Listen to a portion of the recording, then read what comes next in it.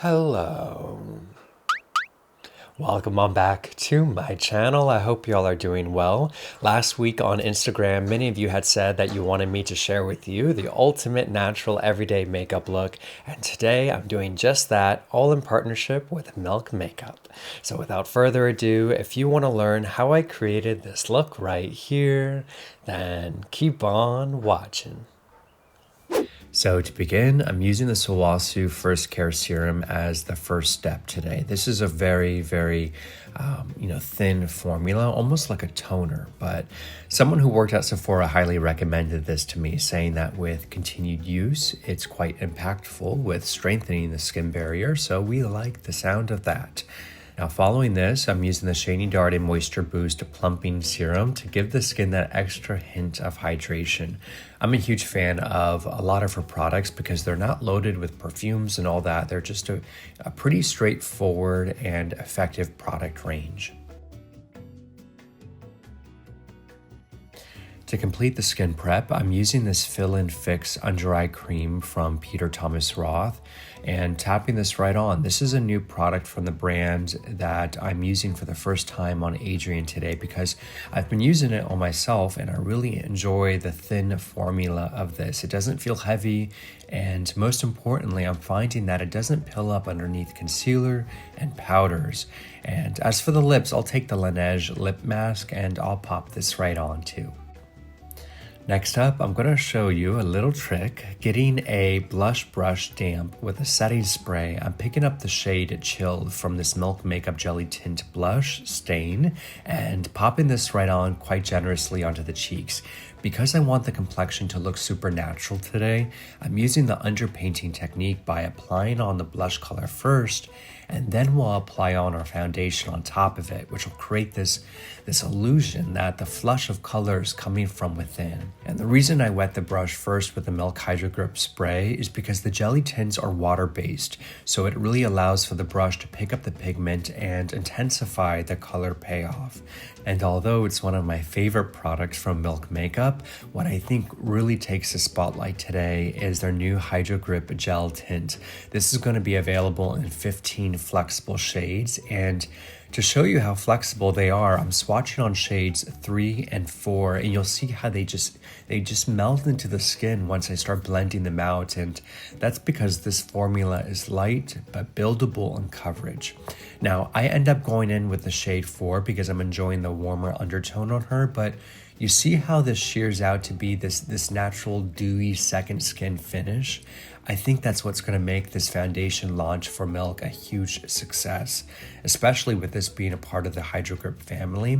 We're getting the same legendary grip we get from the Hydro Grip primer that makes this formula long wearing, which is unique because usually long wearing foundations are matte or semi-matte at least, but Milk Makeup is giving us a glowy, oil-free, clean formula here that grips on for up to 12 hours, packed with hydrating ingredients that's safe for sensitive skin and, most importantly to me, is non-comedogenic because I don't want any pore clogging ingredients in my foundation. So there's a lot to enjoy here, and I'm excited to see how many of you enjoy this as much as I do.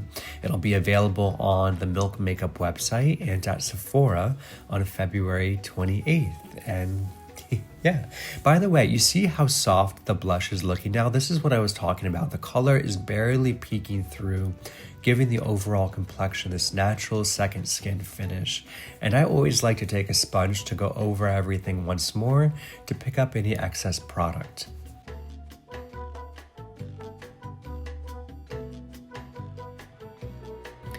Now moving right along, for the under eyes, I'm keeping it within the Milk Makeup family and using their Future Fluid Concealer to conceal and brighten the under eyes. I'm only placing a dot right there in the inner corner and then blending out with my ring finger. And I'm using a shade that's pretty close to her natural skin tone. I'm not looking to overly brighten the under eye. I want to keep it quite natural and soft and allow for a bit of that beautiful natural smokiness around her eyes to peek through. And we can see how subtle but effective this is.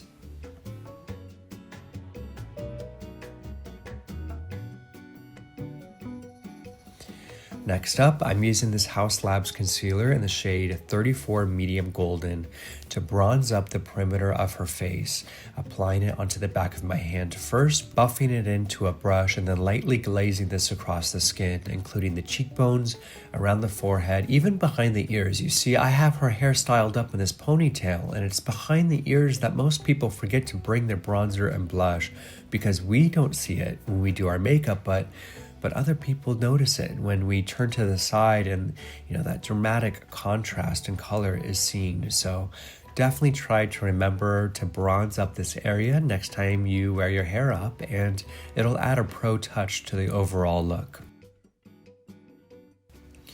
Now that I'm finishing up on the blend here by taking my sponge and picking up any excess product once again, we can move on to using powder. So to set the under eyes, I'm using the Mercier translucent setting powder, and before applying it on, I blend out any creasing and then go right in there with lightly dusting of powder.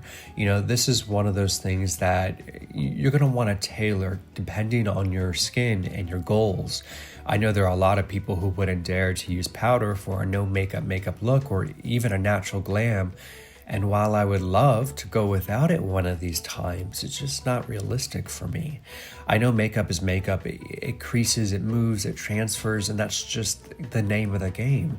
So as a makeup artist, I have to find a balance of keeping that fresh, dewy finish to the skin while also getting it to stay as long as possible throughout the day for my client. So I always use a little bit of powder here and there and focus on where I want to place it so I'm able to keep the glow in all the right areas.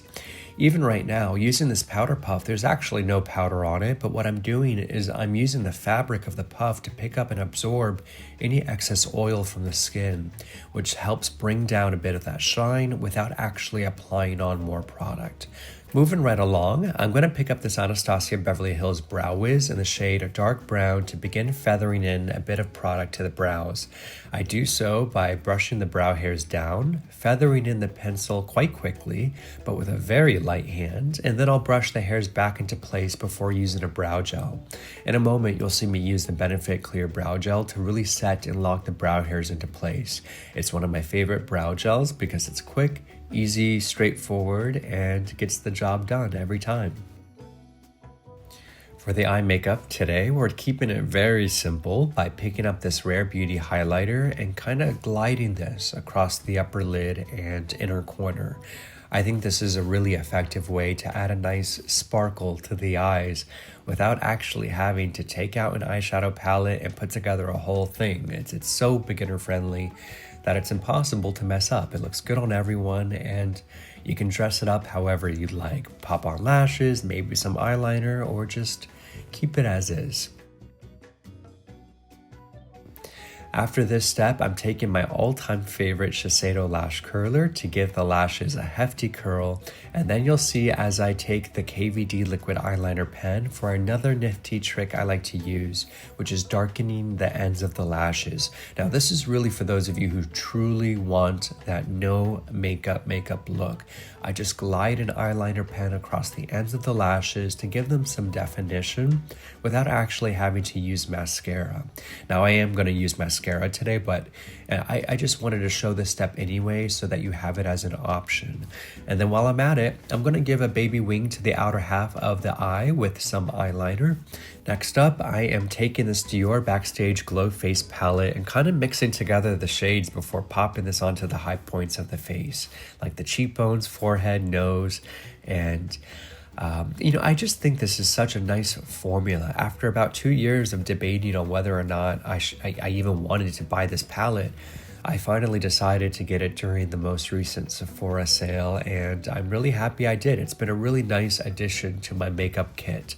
Now, moving on to the lips, I'm picking up this Buxom lip liner in the shade Hush Hush Henna and using this to trace the lips with.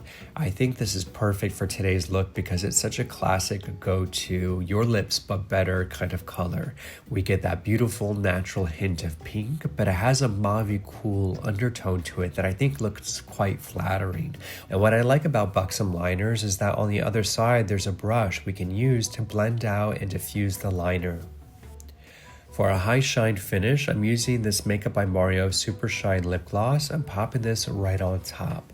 The shade I'm using here is Perfect Pink, I believe, but honestly, the pigment is so sheer that many of these, they kind of look the same. But what I love about the formula is that they're not sticky and they give a super juicy, hydrated, comfortable finish.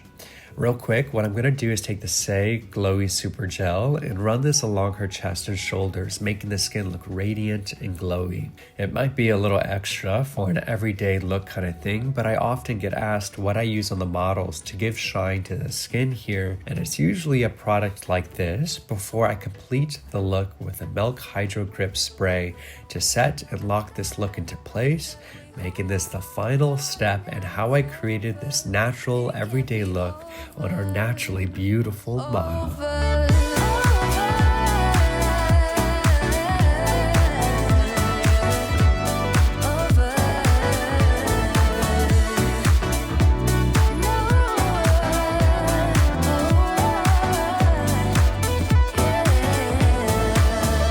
We have it, kids. I hope you all enjoyed today's tutorial. If you did, be sure to give this video a big ol' thumbs up and subscribe to the channel.